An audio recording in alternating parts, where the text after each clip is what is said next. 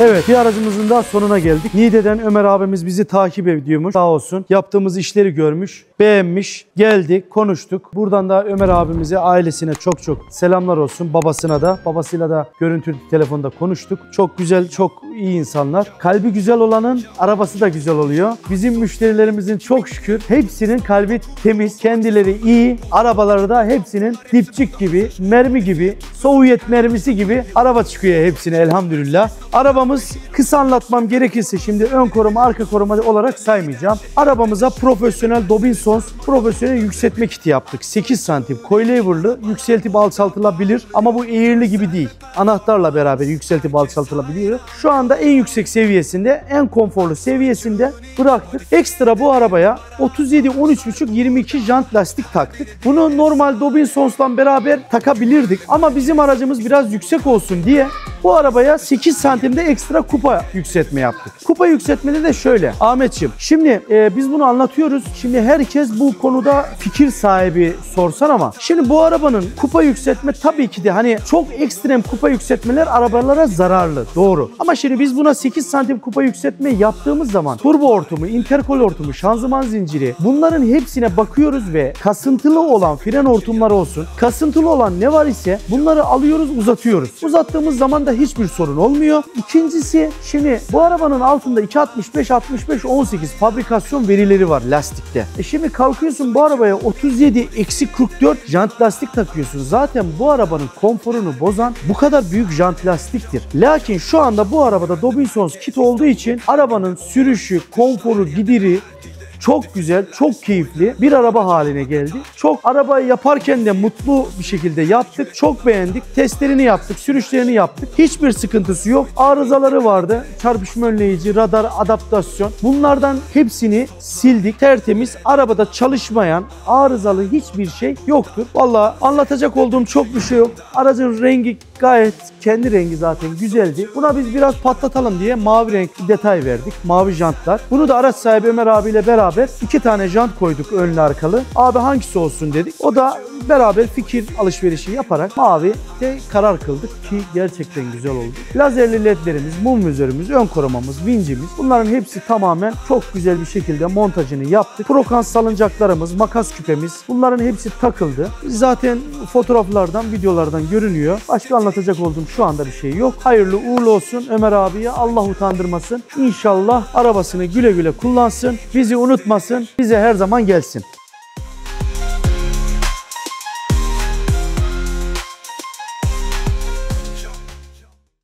Evet arkadaşlar, Amarok bitti. Abimiz Niğde'den geldi. Ömer abi arabayı gördü, beğenmedi.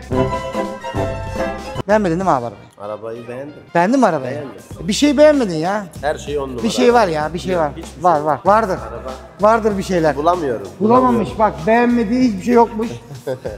Abi şöyle söyleyeyim, Niğde'de var mı böyle bir araba? Yok. Niğde'yi geçtik. Evet. Piyasada yok öyle bir Var şey. Mustafa İstanbul'da? Yok. Ankara'da olabilir mi? Olur. Adana'da? Karıştırma ya. Bu memlekette yok, bu memlekette. Gotta do my thing, running solo, no pack. Having nightmares where everything fade to black. I tell my girl, hold up, I'll be right back. Stay smoking out and then I make a dope track. Lows on my face, stacking money bigger, going through the race. Making haters sicker, get up on my case.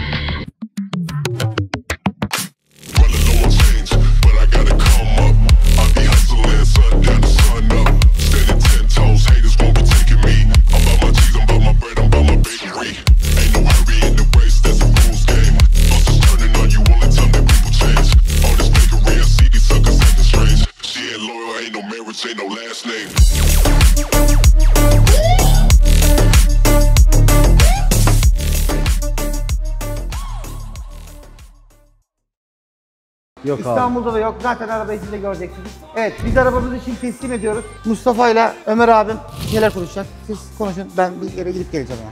Tamam. Sana sormak istediğim şu. Ömer abicim daha önce böyle bir arabaya bindin mi? Bu arabalara hakim misin? Arabalara hakimim. Biniyorum. Şu anda da X350 mevcut elimde. Onu hazır aldım o şekilde. Offroad donanımlı Tabii, olarak offroad aldın. donanımlı olarak aldım. Evet abi. Onu satmaya karar verdim. Yenisini alalım dedik. Bu nasip oldu. Sizi nasıl buldum? Sizi internette araştırma yaparken önüme hep Aksoy Tuning çıktı. Diğer tuningçilere de baktım. Araştırdım, kıyaslama yaptım. Görüntülerine baktım. Modifiye tarzına, tuninge. En uygununu, en güzelini sizin yapabildiğinizi gördüm. İşçilik olarak. Teşekkür ederiz abi. İşçilik olarak en güzelini sizde buldum. Sağ olasın O yüzden size bu şekilde geldim. Allah razı olsun abi. Güle güle kullan arabanı. Amin inşallah. Çok güzel bir araba oldu. Zaten sen de gördün. Bugün sabahtan beri beraberiz. Beraber inceledik. Bence şimdi abi piyasada bu renk biliyorsun. Sen de biliyorsun yani. Bu renk arabalar var. Yapılıyor. Çok da yapanlar var. Ama abi bu kadar yüksek olup bu kadar konforu bozmadan düzgün bir şekilde çok nadir arabalar var. Seninki de onlardan bir tanesi oldu. İnşallah güle güle kullanırsın. Biz her zaman müşterilerimizin, tüm müşterilerimize söylüyoruz abi. Biz aracını müşterimize teslim etmeden önce bir akşam, iki akşam İslam abi kullanıyor, test ediyor, sürat yapıyor. Arabayı kullanmadan, test etmeden vermiyoruz. Bunu da zaten biliyorsun. Onun izni alarak, müşterimizde zaten izin alarak bunu yapıyoruz abi. Güle güle kullan. Allah utandırmasın. Söyleyecek olduğum bir şey yok. Senin söylemek istediğin bir şey var mı abi? Elinize sağlık. Allah razı olsun Arabayı abi. Sağ olasın. nasıl getirdik, nasıl bulduk? Şaşkınız da yani. Çok güzel oldu. Elinize, emeğinize, kolunuza sağlık. Bundan sonra inşallah abi Allah nasip eder satar başka yaparsak yine her zaman bekleriz seni abi. yerimiz belli. He, Allah razı olsun. Sağ olasın. Sağ olasın. O zaman kanalı kapatalım abim. Aksoy Tuning'de kalın. Hoşça kalın. Hoşça kalın.